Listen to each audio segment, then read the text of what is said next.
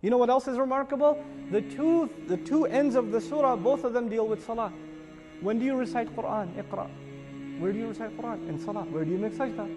In salah. What is the means by which you get close to Allah? When is the slave closest to Allah? In sajda, in salah. So the beginning is worship, the end is worship. The other beautiful thing about this, how the surah is tied together, is the first part, the first commandment was to read, which is a commandment to seek knowledge, right? Reading enhances your knowledge. But the ending, usjud waqtarib, these are commandments of worship. So there are two things, right? There's seeking knowledge and there's worship. And so there's talabul ilm and there's qira'ah. That's on the one hand. Then there's ibadah on the other. But what comes first? First you learn, then you worship. There's this gradation between knowledge and then action. And this is something in the entire Quran. First you learn, then you practice. Then you learn, then you practice, right? So seeking of knowledge and then practicing that knowledge. Iqra in the beginning, usjud waqtarib at the end. This is, Quran is not meant to be just, uttered in hyper speed. You have no idea what's being recited and you just got it over with. That's not what Quran came down for. And that's the last activity which will give you khushu' in the salah. And the whole point of the salah is what?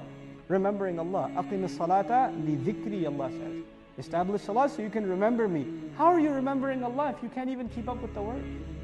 You can't even keep up. You don't even know what's being recited. How are you remembering Allah? So we've lost the spirit of the prayer and we're more concerned with the form of the prayer. And that's unfortunate. But that's, again, it's a side subject. Let's come to the surah itself, inshallah ta'ala, and finish as much as we possibly can. When Allah accepts tawbah, He doesn't just forgive your sins. What does He do? He takes your evil deeds and replaces them with good ones. This is the nature of tawbah. It's a very powerful act of Allah's mercy, and it's an extreme act of Allah's love. You find in the Quran, atubu, I accept tawbah. I. Tawbah is extreme mercy. I. Not we, but I. When it comes to extreme punishments in the Quran, for example, when the followers of Isa alayhi salam asked him to send a table spread from the sky. Right? They asked him for a table spread from the sky. Isa alayhi salam's first response, ittaqullah.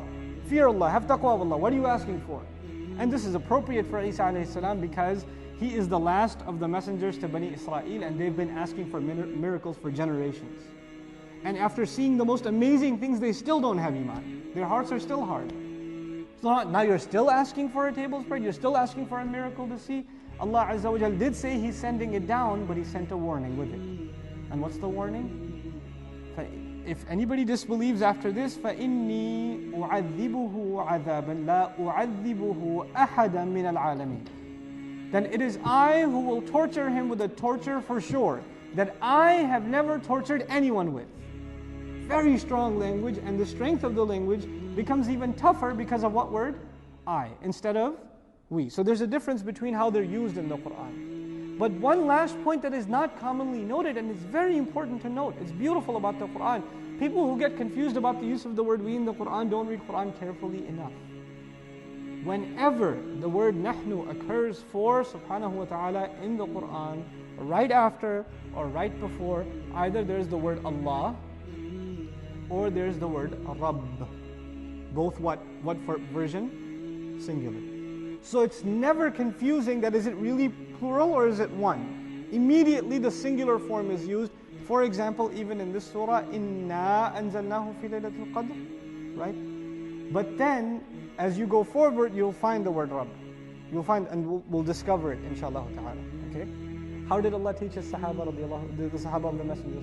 How did Allah teach His Messenger Himself? How many years did it take to learn the Quran? On occasion, 23 years. The occasion is coming, the ayat, the lessons are coming. And they're being internalized little by little by little. So we learn from that. Quran is a long-term study, even for ourselves. That's even part of the sunnah now. The Quran is not something you can just casually just read through it like you read a newspaper or you finish a textbook. I read the Quran. You can't do that with the Quran. It takes time to internalize. It's something deep. It requires deep study, right?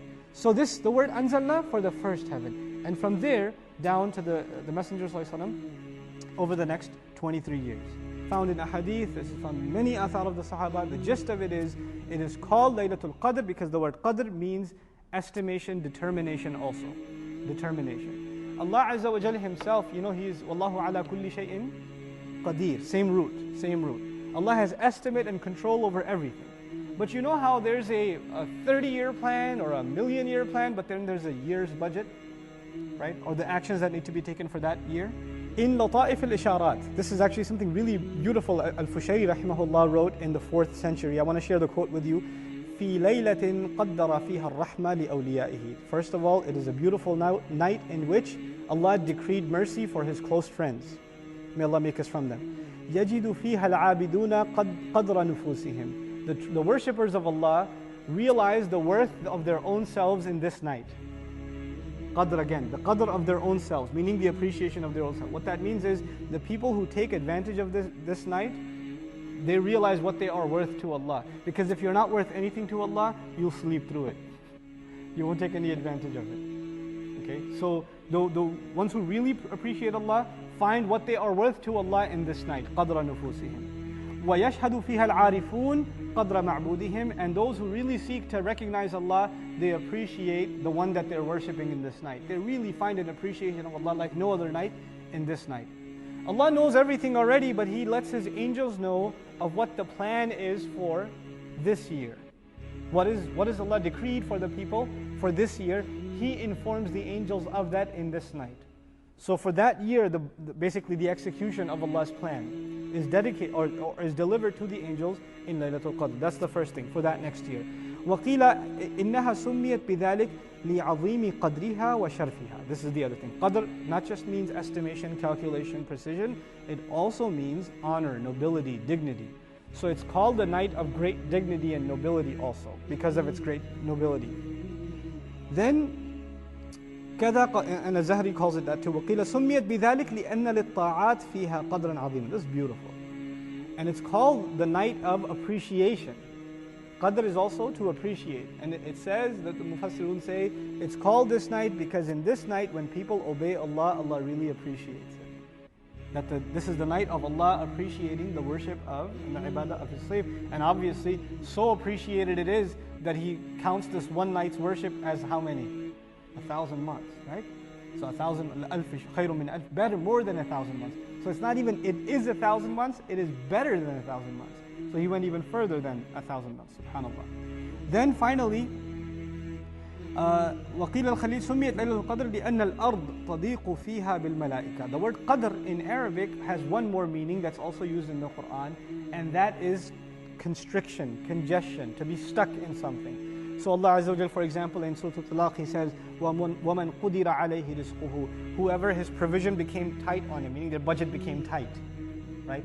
We also read in Juz Amma before, وَأَمَّا إِذَا مَبْتَلَاهُ فَقَدَرَ عَلَيْهِ رِزْقُهُ. Right? Whoever we test and we take his risk and we make it tight, their budget becomes constrained. They don't have as loose an opportunity to spend cash anymore. It becomes restrictive on them. So this tightness, liq, is also part of the meaning of qadr. And it's called that also, that meaning is injected in it also, because so many angels descend on the earth that space becomes tight, subhanAllah. All of these meanings of the nobility of the night, the decree of the night, also qadr means power also, so the power of the night, then the tightness because of the descent of all those angels, all of these meanings are embedded in one word. Now if you take any of these, any alternatives of qadr, if you say Laylat al-Sharf, the night of nobility, then all the other meanings are gone. If you say the night of power, then all the other meanings are gone. But Allah Azza wa Jal picked the perfect word which captures all these beautiful implications all at the same time without compromising the integrity of the meaning, subhanAllah. So Al-Biqa'i rahimahullah, he says, again, just commenting again on the who, he says it is an indication that the love of the Quran and the recognition of the Quran lies in every heart. That's why it is enough to say. وَمَا أَدْرَاكَ مَا لَيْلَةُ الْقَدْرِ. Another interesting comment about مَا أَدْرَاكَ, the amazing language. If we just get to finish مَا أَدْرَاكَ, I think I'll be happy for this evening, inshaAllah ta'ala. First of all, ma in Arabic is used for many purposes. One of them is at-ta'ajjub, to give you a sense of awe, okay, to make you, to surprise you even. One of the, I think, to give you a sense of how this should be translated, what in the world could possibly make you realize, what in the world could possibly give you a clue what Laylatul Qadr really is, what it really is. Now it's different from saying when it is. See, all of our discussion has become what about Laylatul Qadr? When is it? But what's the question Allah is highlighting? Not when is it, but what is it? What do you realize what amazing thing this is? What you have before you. This is mal al-ta'ajjub. This is one. The tafkhim also, to give it gravity. To you understand this is a very strong subject, very heavy thing.